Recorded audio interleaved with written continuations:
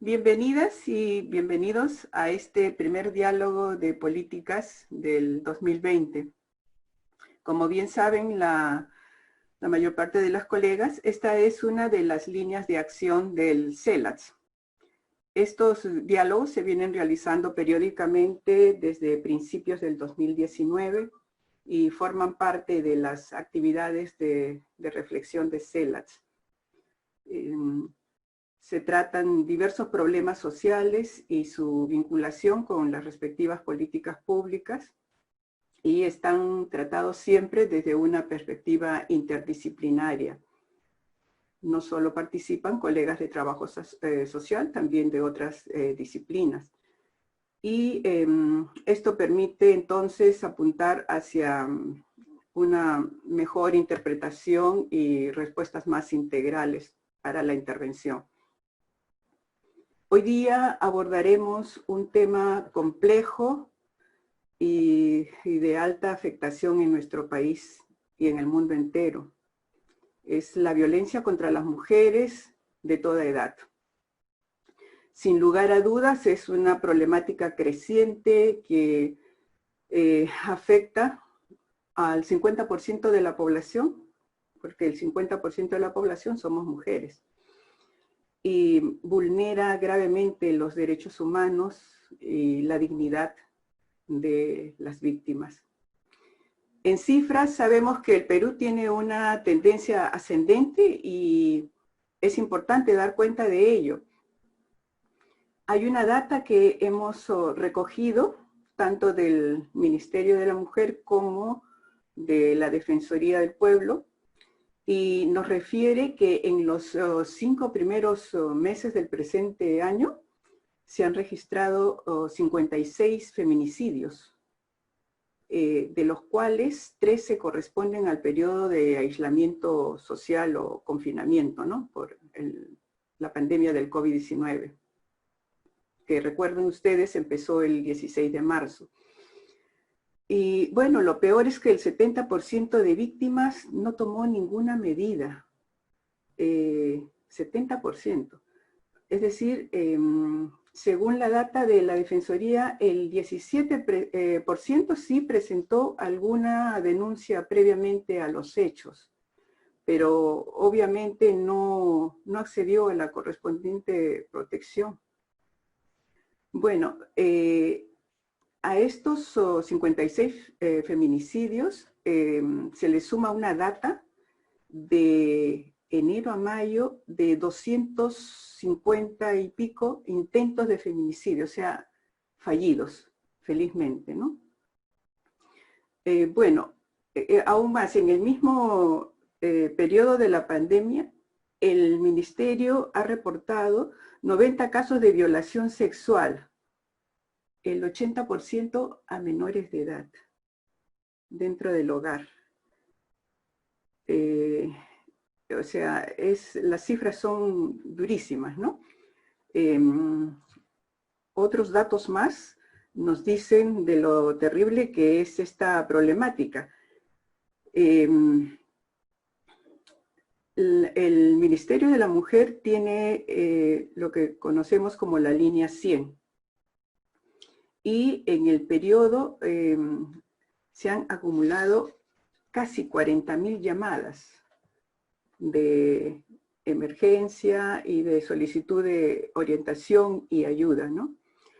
Y otro tema también que hemos recogido información que es escalofriante,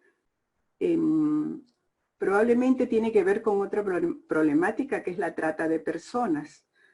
La Defensoría del Pueblo ha logrado una cifra alta. 326 mujeres fueron reportadas como desaparecidas en los 3 primeros meses de este año, 2020. 326 mujeres adultas y 898 niñas y adolescentes. Imaginemos el drama de estas víctimas, de estas personas desaparecidas y el drama de la familia. Si proyectamos estas cifras al periodo anual podríamos estar lamentando más de 5.000 niñas y adolescentes desaparecidas en el año.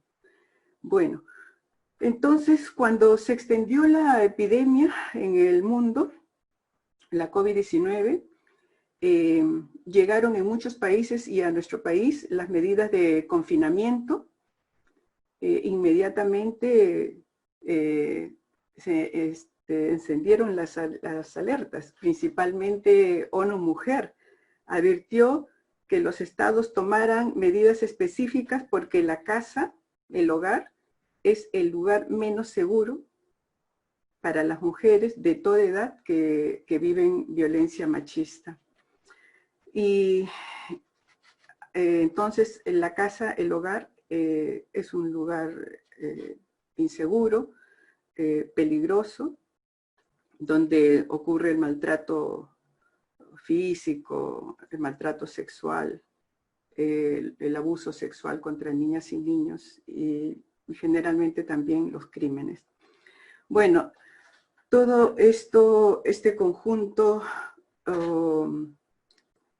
fuerte, duro, da lugar a este conversatorio, a este diálogo. Por esta razón es que nos hemos reunido, hemos discutido en el CELAS, las asociadas del CELAS, para definir este como uno de los primeros temas, priorizando este tema por la urgencia, por el contexto en el que estamos viviendo. Bueno, ahora vamos a profundizar entonces el tema. Esta tarea va a ser abordada por dos especialistas. Una de ellas, una colega, trabajadora social, y Ilian Howie, la otra invitada, abogada. Ambas tienen una extraordinaria experiencia en el tema. Vamos a tener entonces dos perspectivas que se van a complementar, van a ver ustedes. Una es el enfoque del derecho, el marco legal, de parte de Ilian, y de parte de la colega Teresa Viviano, la perspectiva social. Este diálogo tiene tres momentos: las presentaciones de la abogada, la presentación de la colega trabajadora social, y un tercer momento donde vamos a desarrollar seguramente los puntos que han quedado pendientes de nuestras expositoras, y también tenemos algunas preguntas que nos han alcanzado para nuestra invitada abogada. Bueno, entonces pasaré a presentarles a Ilian Howie. Ella es una reconocida experta en el tema y a la que agradecemos muchísimo su buena disposición y entusiasmo para su participación. La doctora Howie es abogada por la Universidad de Lima, con estudios de posgrado en Derecho Constitucional en la Universidad Federico Villarreal y también en Gerencia para la Gestión Pública en la Escuela Superior de Administración de Negocios.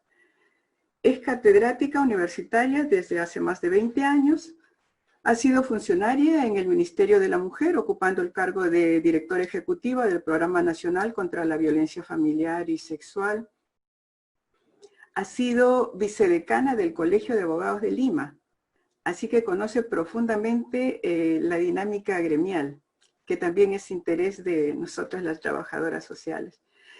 Es autora y colaboradora de diversas publicaciones vinculadas a la disciplina del derecho constitucional, derechos humanos y derecho de familia, particularmente en temas de violencia familiar y sistemas de protección.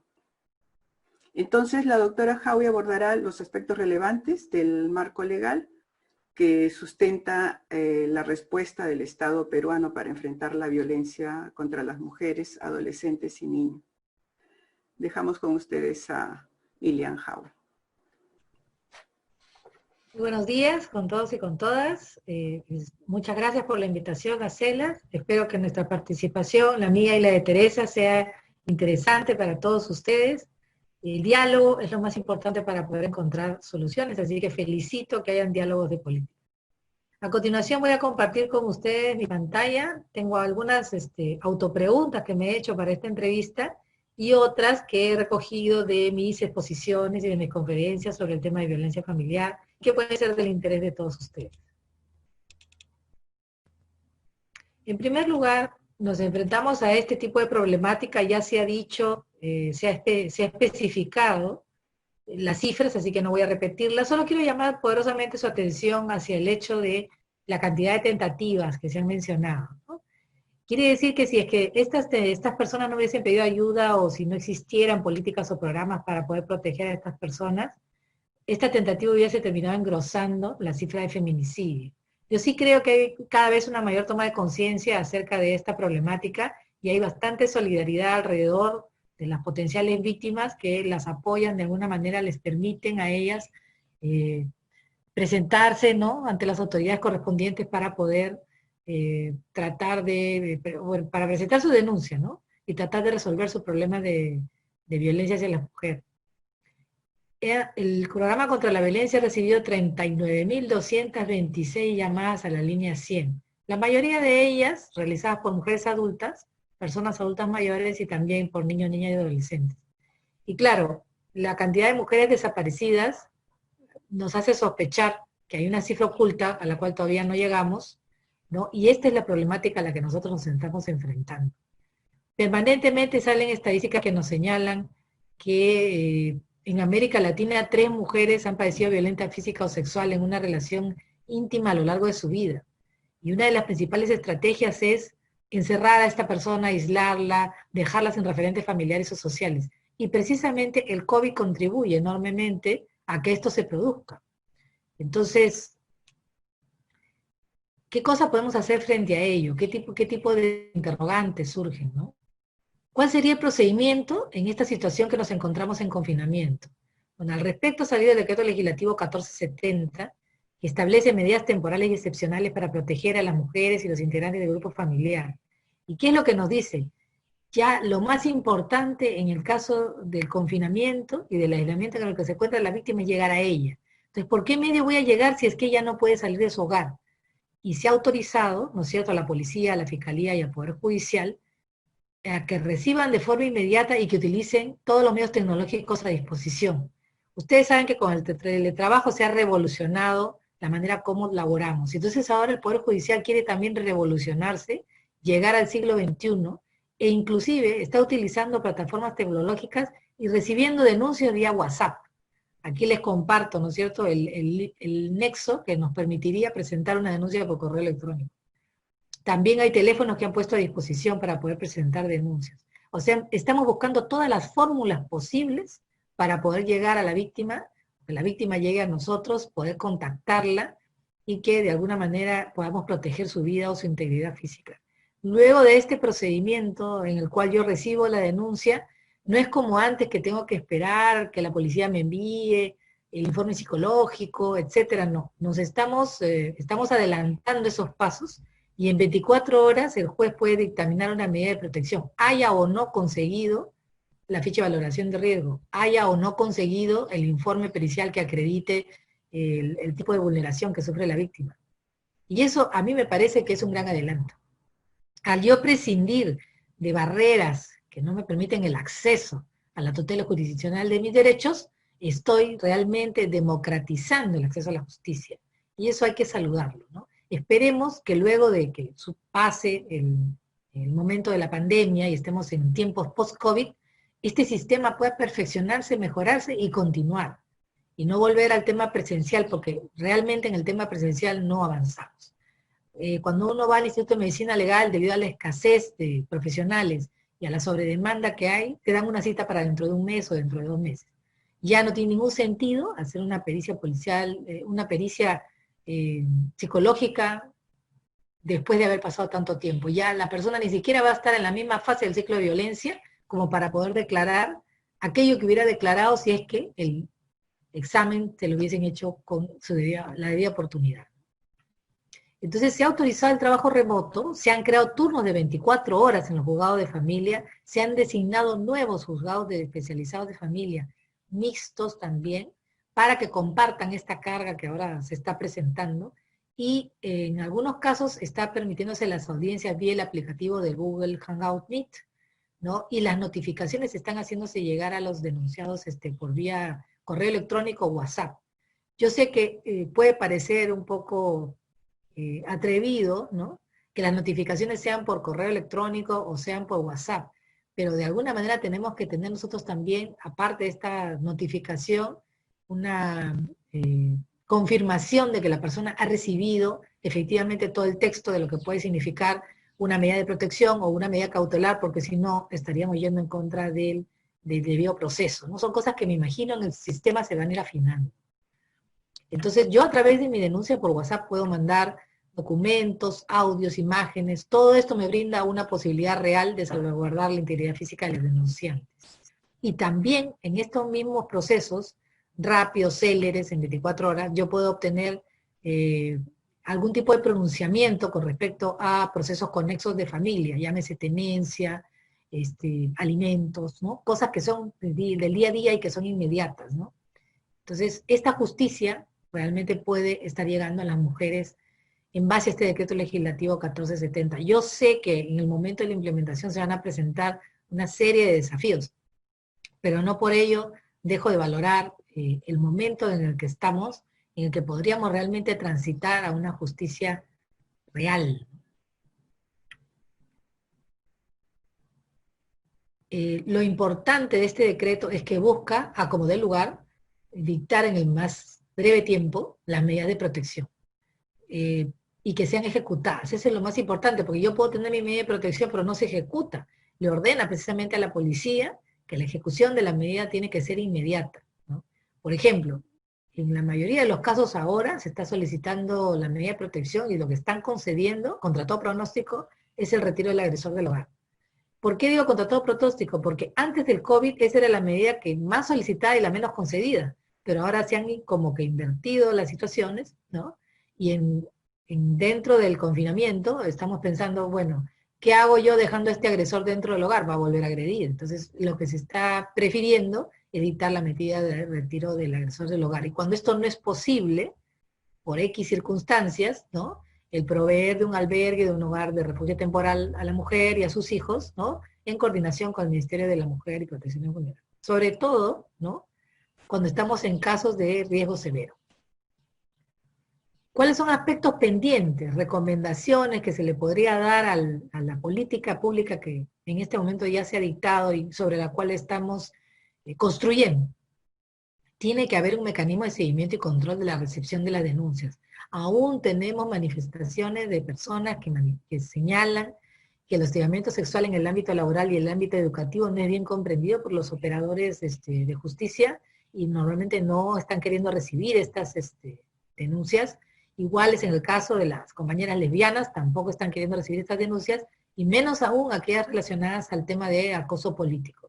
Y esto en previsión de que ya se nos viene toda una campaña en la cual, con el favor del voto de varios congresistas, ¿no? Vamos a conseguir, tengo fe, la paridad y la alternancia. Si esto es así, tenemos un 50% de participación que se va a jugar en la cancha y sobre la cual va a haber pues una controversia de la relación de poder en la política. Entonces eso va a motivar un mayor acoso político. Entonces tenemos que superar estas barreras de no estar de alguna manera recibiendo las denuncias de las mujeres que son acosadas políticamente. El otro es, otra recomendación que hago es mejorar la aplicación de las medidas cautelares cuando tienen que valorar el riesgo de acuerdo a cada caso. Hay una suerte de estandarización que se está creando en el Poder Judicial debido obviamente a la demanda de trabajo que le implica a los magistrados que están trabajando turnos extensos para poder atender a las víctimas, ¿no? Pero ya llega un punto en que se estandarizan, ¿no? Y al estandarizar perdemos la mirada sobre el caso específico. Entonces hay que tener mucho cuidado con ponernos a estandarizar medidas cautelares, porque de la sentencia que estoy revisando estoy apreciando eso y a veces hay detalles importantes que se están perdiendo, sobre todo cuando decimos que ya no sería necesaria la audiencia. Ok, si no va a ser necesaria la audiencia, entonces, ¿cómo vas a mirarme a la cara y vas a conocer mi problema? Si no, no te lo puedo explicar. Tampoco mi abogado puede defenderme, ¿no? Hay que tener cuidado con ese tema. Mejorar la infraestructura y los recursos humanos del Instituto de Medicina Legal. Hay escaso personal para atender la gran demanda, y no solo eso. Yo no veo en ninguna universidad un curso que sea planteado, tampoco veo en sociedad civil, un curso que se plantee, por ejemplo, para capacitar a médicos, especialistas, que quieran aprender cuáles son los parámetros del Instituto de Medicina Forense para empezar a emitir de manera privada, ¿no?, certificados que puedan llegar a ser una prueba importante dentro de un proceso judicial. ¿Por qué no abrir la cancha? Si el Ministerio Público ya no puede contratar más personal, ¿por qué no recurrir al ámbito privado? ¿Por qué no empezar a capacitar gente en el ámbito privado para que haga el mismo trabajo de los especialistas forenses? No veo por qué no. Pueden hacer la misma pericia psicológica que puede hacer otro profesional. Sencillamente, ¿quién va a enseñarles cuáles son los parámetros de medicina legal? Han sacado 5 guías, pero eso no es suficiente. Se necesita una mejora ahí, ¿no?, en la capacitación. Impulsar la aplicación de la flagrancia delictiva. Estoy viendo casos de feminicidio y de violencia sexual que por no aplicar los principios que están establecidos en la flagrancia delictiva, esperan a que se venza la prisión preventiva y finalmente esa persona sale libre y hay impunidad total porque hay tal demanda, ¿no es cierto?, sobre la materia, que a lo mejor la Fiscalía no tiene pues el tiempo de procesar todas las pruebas, de hacer todas las investigaciones, menos en este contexto en que nos encontramos, y entonces está sucediendo que estamos conduciendo estos procesos que no se encausa por flagrancia delictiva a una impunidad total. Finalmente, hay una figura dentro de la ley 364 que a mí no me queda muy clara, que es la de la violencia patrimonial o económica. En otros países la violencia patrimonial y la económica están separadas y significan diferentes cosas. Bueno, aquí se ha decidido que sean sinónimos, no hay problema. Pero yo no veo un correlato de esta violencia patrimonial dentro del Código Penal, como sí lo veo en los otros 3 tipos de violencia. ¿Qué cosa es lo que dice la violencia patrimonial? Bueno, sustraer, de alguna manera impedir el desarrollo de la autonomía económica de la mujer. Ya, perfecto. ¿Dónde está su correlato en el Código Penal? Ni siquiera es un agravante del hurto. Podría ser, ¿no? Esa es una tarea pendiente que podría tomar, digamos, esa opción alguna parte de la sociedad civil o también proponérselo al Congreso de la República. ¿Qué podemos hacer los ciudadanos en caso de flagrancia? Bueno, quien no pueda exponer su integridad, ¿no?, pueden llamar al 105, o a la línea 100, pueden intervenir, porque es sabido de hombres, varones, que cuando ven que pueden reducir a la otra persona, o sea, miden su capacidad física, ven la capacidad física del agresor, y entienden que en grupo pueden reducir al agresor, lo han capturado, ¿no?, y lo han puesto a buen recaudo hasta que llegó la policía. En otros casos, he visto señoras que, bueno, a veces me consultan y me dicen, ¿qué hago? Entonces le digo, si la víctima está sola, trate usted de hacer la mayor cantidad de bulla o de escándalo para que el agresor se detenga en la acción que está realizando y sepa que hay un referente social que está apoyando, que está acompañando a esta víctima, que ya no está sola. Entonces algunos toman fotos por la ventana, graban con su celular, hacen sonar la alarma del edificio, tocan la puerta de la casa, y luego se esconden, pero por lo menos hacen notar desde afuera que no es un problema privado, es un problema público que nos afecta a todos y que hay referentes sociales comunales, ¿no?, que están atentos a lo que le pueda pasar a esta mujer. ¿En qué consiste la reparación económica a las víctimas de feminicidio? Actualmente consiste en la entrega bimensual de 600 soles a los deudas de la víctima de feminicidio, a través, obviamente, este trámite del Ministerio de la Mujer, lo cual considero que es una medida adecuada, porque algún tipo de reparación nosotros tenemos que dar por no haber actuado en su momento para poder salvar a esta persona. Es un reconocimiento de que no estuvimos ahí para ella en el momento que más necesitó la tutela del Estado. ¿Cuán importante es la capacitación de los operadores? Es importantísimo. Es indispensable, porque si los operadores no tienen una clara conciencia de lo que significa violencia de género, tienden a estandarizar sus protocolos, ellos llenan la ficha de valoración de riesgo de una manera que después en el proceso realmente no nos es útil, necesitan tener mucha objetividad a la hora de hacer esta labor, es importante. Si no miden bien el riesgo pueden estar condenando a una persona. Y no podemos soslayar la enorme demanda de atención y protección que existe en estos momentos por el tema del COVID. Lamentablemente la policía está saturada de llamadas de emergencia en diferentes sitios y además está dedicado a controlar a la población en la emergencia sanitaria. Lógico que van a atender menos el tema de la violencia hacia la mujer. Por eso ese decreto legislativo 1470 que dice contesta inmediatamente lo que es una denuncia de violencia hacia las mujeres integrantes del grupo familiar es importante, porque señala que siempre hemos tenido la pandemia, sí, pero ahora durante el COVID ha salido una norma específica que exige que nosotros tenemos una reacción inmediata. Si no fuese así, realmente hemos ya condenado a la muerte a las mujeres, porque como decía, el COVID, la pandemia ha ayudado a aislar a las mujeres, a las niñas también y a las adolescentes. Entonces, si están aisladas, solo me queda la ayuda que venga de afuera. No hay forma que yo pueda salir a pedir ayuda. Precisamente ese es el mayor riesgo que tenemos. Bueno, hay algunos avances normativos que han habido ahora en este año, en el 2020, ¿no? La mejora de los cuidados parentales, que están un poco como en el aire, pero ahora a través del Decreto Supremo 001-2020 se ha ampliado el espectro.